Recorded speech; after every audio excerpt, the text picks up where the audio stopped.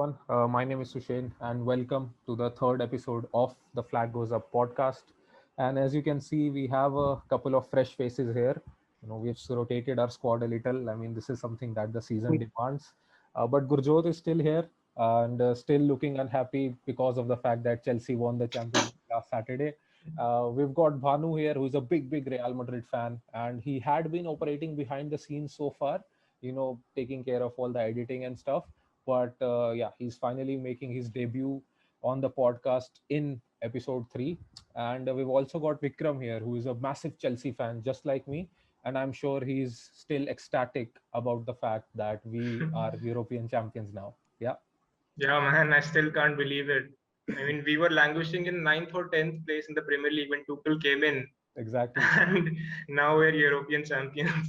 Same, man. Agreed. I mean, it I hasn't still sunk in. can't believe Yeah, it. agreed. Yeah, Still hasn't sunk in for me. I mean, I can still imagine Aspilicueta, lifting the trophy. yeah, Surreal scenes. yeah, Man, cut it out, the both of you, man. Nobody wants this Chelsea fanfare, man. Have had it enough.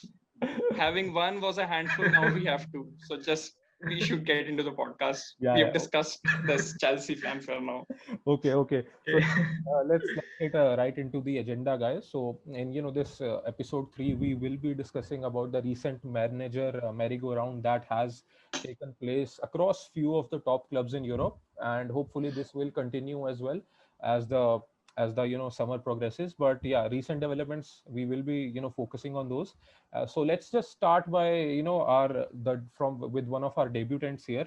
I mean, let's ask Bhanu about how he feels Carlo Ancelotti's appointment at Real Madrid again, his second spell. Yeah, actually, to be honest, I was a bit shocked with the whole scenario. First Zidane leaving abruptly, and I mean, we have to respect Zidane for the work he has done in both his tenures, and the legacy he leaves his Real Madrid side is has to be respected. And speaking about Ancelotti, I think a lot of Madrid fans will have some really good memories with him, having won the La Decima, the 10th Champions League trophy. And Absolutely. it was Ancelotti's Real Madrid side that I think kept a record of most consecutive victories in top five European competitions before it was broken by Bayern last year. Yeah, So and I the think, iconic BBC also, Bale, Benzema, Cristiano. yeah, Yeah. but I think yes, we'll have to keep those memories stored and locked away for this time because that team had a certain beast named Cristiano Ronaldo in it, and the squad he has got now is an aging one and in serious need of some rebuilding process. So I think he'll need the help of some new signings to get some results. But as the rebuilding job at the Santiago Bernabeu is in its second year now, and if you add the COVID pandemic to it, there aren't many funds left. But of course, I mean, the club will try to sign Mbappe. But if for some reason it doesn't pan out, they'll surely bring back the on loan players. And there's a tidbit I want to share about Yeah, the loan players, mainly being Odegaard. When Odegaard was signed, Oh man. Ancelotti in his book said that it was merely a PR Yeah. stunt. So I would really like to know what their first conversation would be, but I think that will be behind the scenes mostly. So yeah. First conversation will be loaning it back to Arsenal. hope not, hope Yeah. not, bro. So what about? I mean, before obviously now that Ancelotti has been assigned, but what about? I mean, would you have preferred maybe Antonio Conte or Allegri over Ancelotti? Why I'm asking this question is because see, and both of these guys have a proven domestic track record. I mean, they've won leagues domestically. Conte won it with Chelsea, Juventus, Inter. Allegri, I think, won it with AC Milan, and then for 6 7 years with Juventus. And Real Madrid have only won two league titles in the last 9 years. So, do you think that given the fact that Barcelona is not doing so good, Atletico Madrid is a little inconsistent. So, do you think appointing either Conte or Allegri could have solidified Real Madrid's domestic dominance if they had not signed Carlo Ancelotti? Speaking from a, I think, personal point of view, I would have preferred maybe Conte because he has that proven record in the league, and we just need to shore up that league victory and league titles and focus on European competitions as well. But Conte has been known to be a strong figure in the dressing room. He's Hmm. really strict and rigid in his all his training Fair process, enough. and he has been known to get in some tough situations with the board of various clubs he has been managing, and we do know that the Madrid board is really involved in the whole squad. So I think it would have created some nuisance in the squad. So I think Madrid chose the option which would have likely to be backfired the least. Yeah. So I think Ancelotti would have been the good choice for that, and I think they still think that Raul is right now coaching the Castilla side, and if Ancelotti can't do well, they might just replace him in the middle of the season. Yeah, I mean, what they're similar to what they did with Zidane as well. As you know, I Yeah, think they might promote Raul as his as Ancelotti's assistant Assistant. manager as well. Maybe. Yeah. Yeah, Okay. another Yeah. interesting point is that Ancelotti was very vocal about the European Super League, and Perez still hasn't yeah, backed down from it. So how will that play out according to you?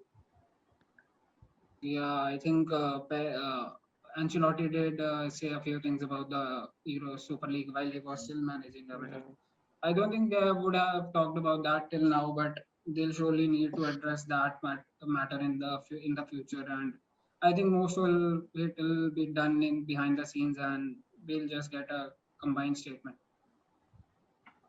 Yeah. So what about Bale? Had a terrific time under Ancelotti, scoring bags of goals and assists. Do you think his form will re-emerge under Ancelotti? Yeah, man, I sure hope so. Bale was like a hero for all the Real Madrid fans for his 2 seasons and the amount of work he did, especially in that first Champions League final and the other one as well, the 2016 one. But Ancelotti wasn't there. But if he can get him back to his best and manage his game time well, I think he can be hit. Yeah. We Speaking of, all thought about Kaka as well, the same thing, but it didn't happen. Is Bale Yeah, but form a guarantee? yeah, but actually, if you remember, Kaká actually left Real Madrid before Ancelotti had arrived. He had arrived, but he couldn't play a game under him, so you never know. Yeah, that serial might change that. Golf, Yeah, Madrid, golf, golf Wales uh, Madrid. golf Wales and Madrid. Yeah, that serial might change under Ancelotti. I think if he can get Bale fit and motivated, and Bale feels that he's a invaluable part of the squad. So I think that will be great. That will be great. But I think golf will still Yeah, remain the number one in Yeah, that I list. think yeah. golf will still yes. remain the number one thing. Agreed, agreed. I think we all can agree on that. Yeah. So I think, yeah, I think again, I think this what we can summarize from this is that, Ancelotti is one of the options that would have backfired the least, as Banu said, given the fact that managers like Antonio Conte and Massimiliano Allegri as well are a little vocal. So even if something happens, that as Zidane said, that he wasn't supported enough by Florentino Perez. So Yeah, uh, because of the fact that he said it so publicly, maybe Ancelotti would not say such things, yeah. and he would keep whatever issues that he has behind the scenes. So maybe this is one of the reasons why Ancelotti has been appointed, and obviously one of the reasons that he was there at previously. Yeah. So speaking of another managerial appointment, which I think is the most shocking of the summer. I mean, this doesn't even sound right. Even if I speak, I feel weird speaking it. I think you guys would have figured it out. I'm speaking about Jose Mourinho to AS Roma. I mean, where do I even start from? Someone, any one of you, please go ahead with this. I have no idea what to say about this. Yeah, I mean, as shocking as his appointment was at Roma, Yeah. more shocking was his sacking because it was just a week before a Cup major final. final for Tottenham. And I'm saying Absolutely. League Cup as a major final because I'm talking about Tottenham here. I mean, you don't sack a serial winner like Jose before a final. Yeah. He was the only man to beat Pep Guardiola in a final, and he hasn't lost in a final since Tuchel beat him to make Chelsea European champions. Yes. But yeah, I mean, Yeah, also enough of that. what's yeah, also what's surprising was the appointment of Jose at Spurs. Like nobody expected that as well. I mean, after Pochettino, who had built an attacking side, a young side, a youthful side, which was looking forward to the future, Daniel Levy signing Mourinho was a complete U-turn to that ideology. So he wanted instant success by that signing, but still he didn't get that because, in my opinion, he didn't back Jose enough. He half-heartedly backed him, gave him a few signings, promised him some few more in the future, but he didn't exactly backed him like Jose wanted him to, and maybe that's why it turned into a failure for both of them, Jose and Tottenham. And even talking about his Man United stint, he wasn't a failure in my opinion there. He won a couple of trophies, the Yeah. Europa League and the League Europa Cup, League. and Yes. also finished second behind only Man City with the highest points since the Fergie days. Yeah. So that wasn't a failure. And I mean, Jose and Man United also didn't sound right. He wouldn't have lasted long there as well. Absolutely. Those are just weird signings. I mean, they're not made for each other. Yeah. Yeah, do And you think that he is adapted yeah. to the modern football? Yeah. I mean, because Yeah. many people say that he's way too pragmatic for the modern game. So do you think he has Yeah. been able to adapt to that? Yeah, I think that's been a clear flaw of Jose Mourinho. He still plays, as they call, negative football. He is pragmatic. He wants those clean sheets and 1-0 victories. Yeah. But it's not just his tactics, I think. His tactics have proved well, and he has beaten prime Pep Guardiola and the biggest managers and the biggest teams. I think his he focuses on bringing players who are just specific for the roles he wants, and those players don't have a future when he's gone. Yeah. And most of the clubs don't operate this way nowadays. They want a future with like young players who will give uh, financially, they will have Yeah, some of potential. course, they want that return over investment. Yeah. You know, you want to Yeah. invest in young players, Yeah. then you can, have a return. Obviously, they will if they get better with their age. Obviously, they will win you trophies as well. And obviously, there is a high chance that if a big money transfer happens, the club will get certain the amount of money. But I think, yeah, fair point that Jose Mourinho does not like young players in his team. He wants ready-made superstars. That Yeah. is the reason why, because Yeah. he had ready-made superstars in all his previous clubs, and that was the reason for his instant success. He never had a young team which he had to build. Obviously, Porto being an Build. and speaking Yeah. of Porto, so do you think this Roma can be his Porto 2.0? I think it definitely can be. I mean, Roma, he is very revered, and he's liked in Italian football because he was the only manager there to win a treble. Yeah. So he will be respected by the Inter Milan. players and by the Italian media as well. So he has a chance to do it fresh and just restart his career in a sense. I mean, he Yeah. just has to give showcases ideology into the players and drill it into the players. And if the players play for him, I mean, there is definitely chance that he can win titles. And also because there are many managers being changed in Serie A, there is a good shot if he manages to provide stability, defensive stability, and professionalism into this Roma squad. He can definitely have a shot at the title, I think. Yep. Do you think that Mourinho will look at this job as a chance to redeem himself, considering the way he was treated and fired from his previous two jobs? He's been fired from Yeah. every job, I think. Yeah, definitely. I think this is also a safe choice for him going back to kind of like his home, not in Portugal, but Italy is also kind of like his home, a safe zone for him. He will be, and a club like Roma, who are just starting out, have a new owner. who will most probably invest in some players. So I think he definitely will have that fire in him to prove his previous clubs wrong. And with Roma, he will get a few years to do that. And with Mourinho teams, they are defensively good, and you never know, they Yeah. can go a long way. And Serie A is a very defensive league, so maybe his Yeah. pragmatism I might mean, we just, can compare that to Conte. He yeah. just came into the Serie A game and just made a title-winning Uh, side with Inter Milan. He just Yeah. came in and won the uh, title. Okay. Yep. Yes. yeah, fair point. Fair point. Yeah, maybe Roma and Tottenham can face each other in Conference League. And then maybe Jose That would be can. interesting. Yeah. Yeah, I they will can like to face see each that. other.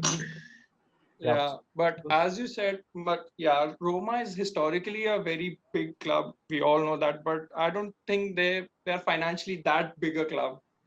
Do you think that Roma would provide Mourinho the players that he wants? As Sushane said, that they just Mourinho wants ready-made players. He doesn't want to build players or have that uh, things with them to go along the way. So, what do you think about that? And No, I the don't. players Yeah. that he had with Manchester United as well, he complains about the quality of players a lot, like Deli Ali at Tottenham, Shaw at Manchester United, to say one of the few. What do you think about that?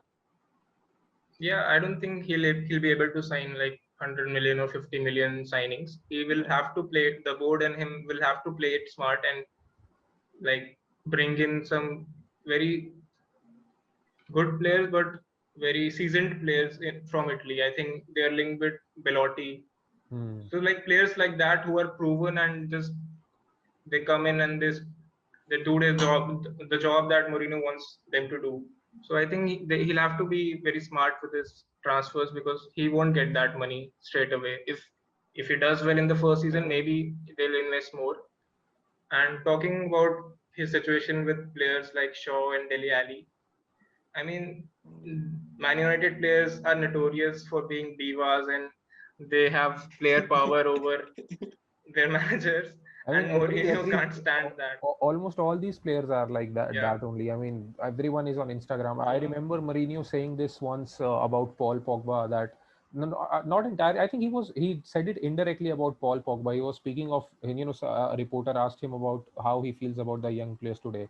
So he said that he has to adapt to what young players are today. And takes the yeah, example of Frank Lampard when he came in his first season. So when Jose came to Chelsea at his first season, Frank Lampard was only 23 and he won the league. So he says Yeah. that, and I quote, that I have to adapt to what young players are these days. Lampard at 23 was a man. The player at 23 these days are not men; they are brats. So I think it's because of this Yeah. game, because of the game has changed. There are the player power has superseded the managerial power. You've got social media, you've got Instagram, and obviously that obviously Yeah. it becomes easier for the players to get the fans on their side. And obviously when the fans Yeah. They believe their own hype. absolutely when the fans yeah, pressurize the club about the poor results, the club owners have to take a certain decision, and obviously it's the majority of the times it is the managers acting. Yeah. So yeah, yeah, I think pretty much it. Yeah. What Jose to Roma still doesn't sound right, but we'll have to see. Maybe this could be his Porto 2.0, and yeah, only Spoto. time will tell. Fine. So I think and staying in Italy, I think a couple of other managerial appointments at obviously Inter Milan. I think, and this situation obviously again is a little surprising. Inter Milan, they've just won the domestic league, and then their owners come out saying that requesting the squad to take some pay cuts, and then obviously telling that we might as well have to sell some players to improve the financial situation at the club. Again, not a very ambitious move, which obviously did not settle well with Antonio Conte. He has left the job because of the fact that owners weren't ambitious enough.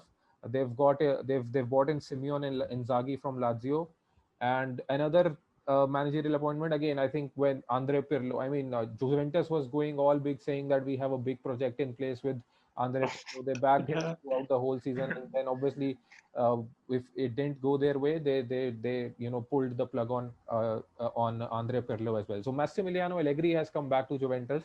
So he left Juventus in 2019, and after 2 years, he's come back to Juventus. So let's just start with Banu again, because of the fact that it is said that he's a very defensive midfielder, and sorry, he's a very defensive manager, and it doesn't sit well with obviously the star player Cristiano Ronaldo. So how do you think this relationship is going to turn out to?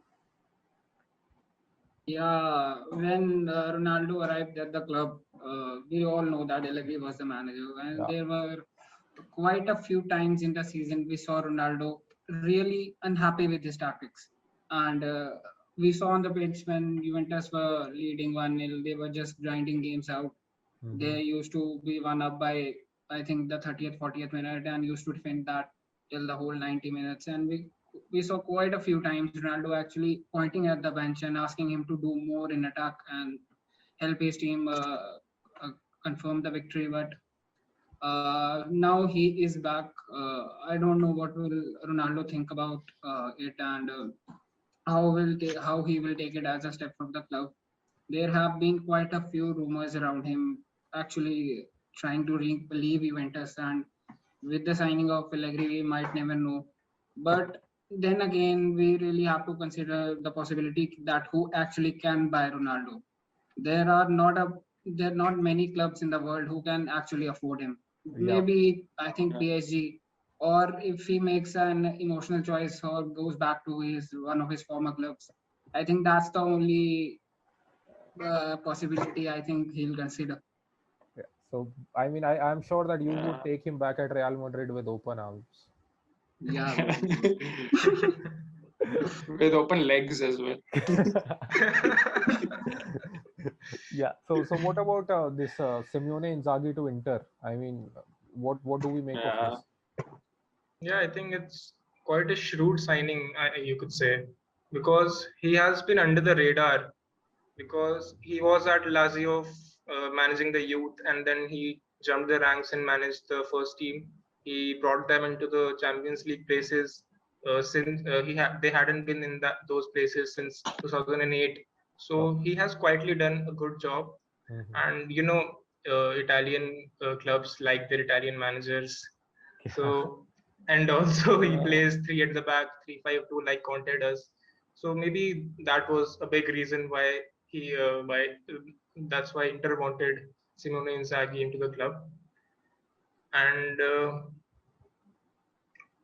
also it depends upon the players he will have at his disposal. I mean, if Lukaku stays, I think he has said that he will stay. Yeah. If he Yeah. stays, maybe they could uh, recreate the title win they had this season. But I think it will be difficult for them after Allegri has joined Juventus. I think there will be the favorites this year. So is Inter Milan's financial situation even worse than Roma's, given the fact that they just won the title? So I mean, even if let's say if Yeah. Mourinho would have had the choice, if let's say Mourinho would not have signed with Roma, and he found and he had this opening at Inter Milan. So do you think he would have made an emotional return to Inter Milan, knowing that the finances are not strong, or do you think that he would get more money at Roma to spend than he would have gotten at Inter? Yeah. For me, I think he would eventually get more money at Roma than Inter. The owners have come out and said that for new signings to come, they have to sell players. Hmm. Ashraf Hakimi is one of them. The reported 80 million fees for PSG. Yep. So that's why I think they went with Simeone Inzaghi, because his he won't ask for big money players, Mhm. and I also don't think that they would compete. To be honest, they would hover around in the Champions League places, but I don't think they will be able to compete. If Ashraf Hakimi was their biggest outlet, he provided like 11 or 12 assists and scored 7 goals in the Serie A. So, and Alexis Sanchez is also if we Yeah. Lautaro Martinez is going to stay. Yeah, he is also planning to sign a new contract. But for me, I don't personally think that they would compete for the league. They would compete for top four, I guess. League, I think it will be Juventus. They have too much firepower. I think Juventus will be the clear favorites to win this area.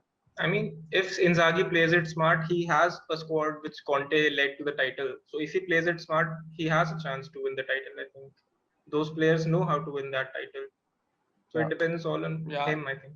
Yeah, it's all on Inzaghi because Conte has a winning mentality. The guy wins everywhere. Yeah. Absolutely. Simeone Agree with that. Inzaghi is not actually won anything. So for him to just will be a big step up for him.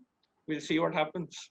Yeah, so I think this might as well be the most open Serie A title race that we Mhm. might have in the last 10 years, given the fact that Juventus won it for 9, 10 years, and recently, obviously, Inter Milan won it this season.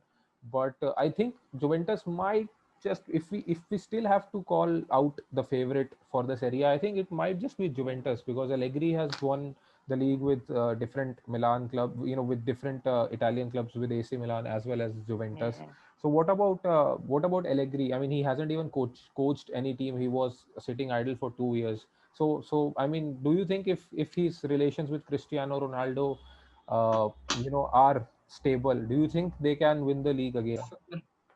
If Ronaldo does stay, and I think he'll get a pretty good chance at winning the league. With Allegri, at least they'll get a proper tactics with and a proper style of play, and they'll be assured. I think Allegri would have been assured that they'll be getting new signings, or I don't think he would have liked to inherit a squad that I think finished fourth in Yeah. Serie A. So I think there'll be some new signings, and if Ronaldo does manages to say, there's no telling Juventus might end up winning the Serie A again. Yeah. So I think all of us can conclude that this might just be the most open Serie A title race that we've had in recent years. But again, I think we all can agree on the point that Juventus might just be the clear favorites given the squad. Atalanta might have a shot. I mean, they would be Yeah. loving this managerial merry-go-round in Yeah. Italy. Yeah, of course, Atlanta as well. Yeah. But yeah, I think Allegri, They're a very good team to his watch, track record Atlanta. and They're Juventus, very attacking. I think Juventus might just be the favorites again. Yeah. Yeah. Yeah. Again, speaking of another managerial appointment, I think this was the least surprising. I think everyone knew that this was going to happen, and of course, we're talking about, what do I even say about? I mean, this I don't even want to talk about this. This is about Jurgen Nagelsmann going to Bayern Munich. I mean, RB Leipzig had just finished second in the Bundesliga. They are Bayern Munich's closest rivals. How can you go about signing the manager and and the star center back of your closest rival? I mean, this is unheard of. I don't think this has happened in any league. Any league, you will never see a team finishing second, selling their manager, letting their manager go and selling their best player, or one of the influential players, to the team who just beat them to the title. You would go into the second, into the next season with the mindset that, okay, we'll strengthen our squad and try to do one better. But I don't know why is it's this Bayern Munich monopoly over the Bundesliga. I mean, and I feel that even the German Football Association might just protect Bayern Munich because they have separate financial fair play rules for Bayern. Yeah. I mean, this doesn't make sense. I think this needs to be investigated a little on. I think we might do a little research and do an entirely new episode on this, because of the fact that Bayern Munich is one of the most sneakiest clubs in club football. And I think a lot of people might disagree with me because I keep on reading tweets on Twitter, praising Bayern Munich about their club structure, about the way they make their signings, about their financial situation, that let's just they compare a player who might have of similar quality, who might have been sold to a certain club for 50 million pounds, but a player of a similar quality might just go to Bayern Munich for just 25 million pounds. And their transfer strategy is, obviously very cunning. I don't know if anyone has noticed this, but they start talking to the player even when he's under contract with his parent club. And I think that is something that should not be the case. I mean, obviously, unsettle the player by speaking to him.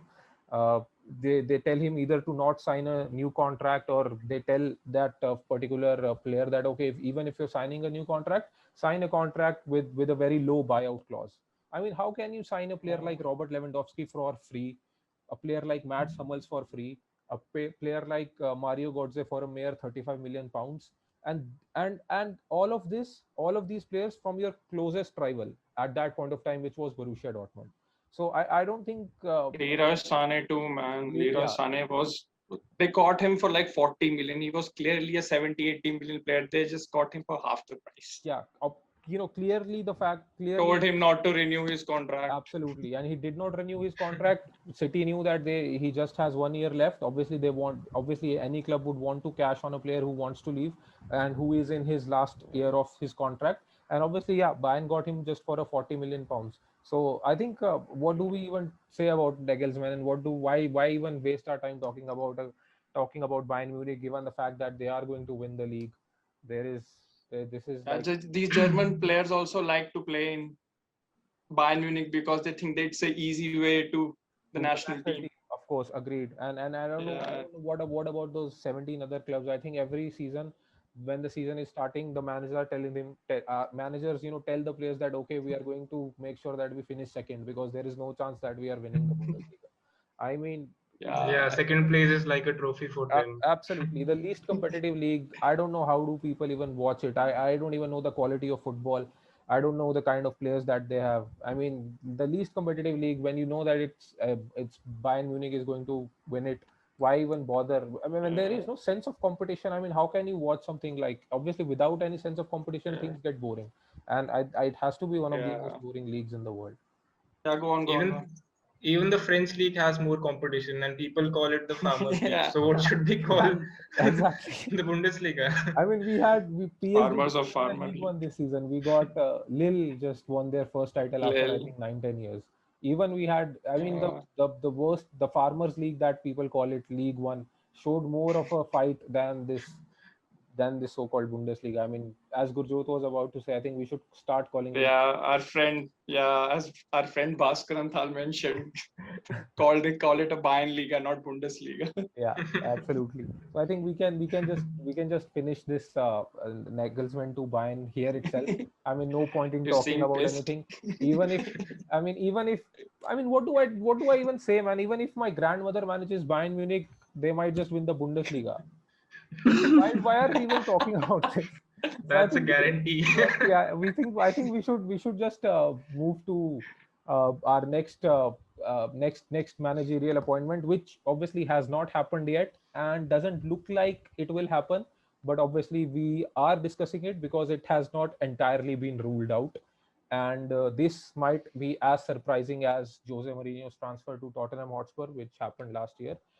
I'm of course talking about Antonio Conte to Tottenham Hotspur. Now, I don't know where to even begin this, because Tottenham is a club which, as we discussed in the first episode, they are the biggest bottle jobs in the Premier League. They haven't won anything in the last 17, 18 years. I mean, their chairman is a kind of a person, who's not easy to deal with. And I was reading this interview of, I don't think it was an interview or what, I think Antonio Conte was saying, because of the fact that he's so competitive, his methods are a little unorthodox. So what Antonio Conte does is that, I don't know if you three have heard about it. I think some of our viewers might as well have heard about it. But I just wanted to share this because even I found it a little astounding. What Conte does is that he asks his players that that not to spend a lot of intimate time with their partners, and even when they are doing it, he prefers it that it does not last more than 5 minutes, and the players are in a more of a submissive position. Now imagine being a Tottenham Hotspur player. If you are a Tottenham Hotspur player, you know that you can't last long in the competitions that you play. I mean, you won't last long in your league. And now you have a manager who would not let you last longer even in bed as well. So I think how can you blame Harry Kane for asking to leave the club? I mean, let's get Gurjot's thoughts in here. I hope that Spurs fans don't come after me, after listening to this. I'm just making a statement that was made by Antonio Conte, just adding a little views of mine. I mean, this is what I feel about it. But I seriously hope that Spurs fans don't come after me after this. Yeah. Yeah, don't worry, man. Like their logo, they're too chicken to come out. Yeah, Who's really gonna go on? But Tottenham being your second favorite club, what do you have to say about Conte's if Not my second favorite club. in case Conte gets appointed? I mean, what do you have to say about this? Personally, I don't think it's gonna happen. Conte has a winning mentality. He's a winner, and we don't associate winning with Tottenham Hotspur. As you said, they are where they are. They are the bottle jobs of the Premier League. Yeah, So I don't think that's gonna happen. It's just Levy trying to convince a big manager so that Harry Kane doesn't leave. He trusts him with another contract and just let him go with it. Conte also demands a lot from his players, a absolutely. lot, and I don't think Tottenham have it in them to just give that much, as you said earlier. And Levy, as we know, is not an easy man to deal with, No, and Conte also has his ups and downs with the owners, as agreed. what happened in Inter. Happened So with Chelsea as well. personally, I want that to happen because the downfall would be amazing to watch. But I don't think this At least this they'll get to signing would finish. happen. They'll get to finish top of them, right? Yeah. Yeah. So yeah, for me, I don't think this thing has much in it. And Tottenham should look for Ryan Mason. They should appoint Ryan Mason as their full-time manager, or Scott Parker. That's where the level is. Not They should not be looking at winners. They should not be looking at winners. They should just stay on the ground. Yeah, but even if not at Tottenham, I think I hope Antonio Conte does find a big club because and no, the only reason why Yeah. I wanted Conte at Tottenham was because I wanted to see Conte versus Tuchel. I mean, both use the kind of same tactics.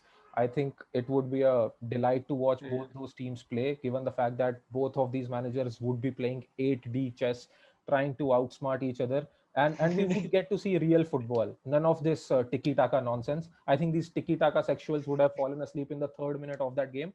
But for me, I think that game would have been a joy to watch. Seeing the two managers, playing 8D chess, trying to outsmart each other at every point of the game, in every move, with their substitutions, with their sideline instructions, with their formations, with their tactics. But as Gurjot said, I don't think it is going to happen, given the fact that the Antonio Conte has certain demands which I don't think a club like Tottenham Hotspur can fulfill. Yeah, so I think pretty much it. I think Yeah. with this we've come to the end of our third episode. I think we've discussed all these manager merry-go-rounds that have happened over the taken place across these few clubs, and obviously there are certain clubs as well, like clubs in the English Premier League, like Crystal Palace, Wolverhampton Wanderers, Everton. All of these three clubs are looking for new managers. All of these clubs are good clubs with good players who can disrupt the top six, as West Ham as West Ham did this season. Aston Villa was very close to do. Yeah. So with the right appointment, we could see a certain disruption in the English top six as well. But that is, that calls for another discussion. Topic for another day. Yeah, so I think this is Yeah. pretty much it. We hope you like this episode, and do let us know what you thought about this. What you think about all these managerial appointments that have happened across Serie A, La Liga, might as well happen in Premier League as well. And we would love to hear from you. And yeah, again, if you would like to be a part of our podcast as a guest, do write to us at the flag goes up podcast @gmail.com, or you can send us a message on Instagram as well. We will be coming up with new episodes very, very soon, and we will be previewing the UEFA Euro 2020 in our next episode. So keep a close eye on that as well.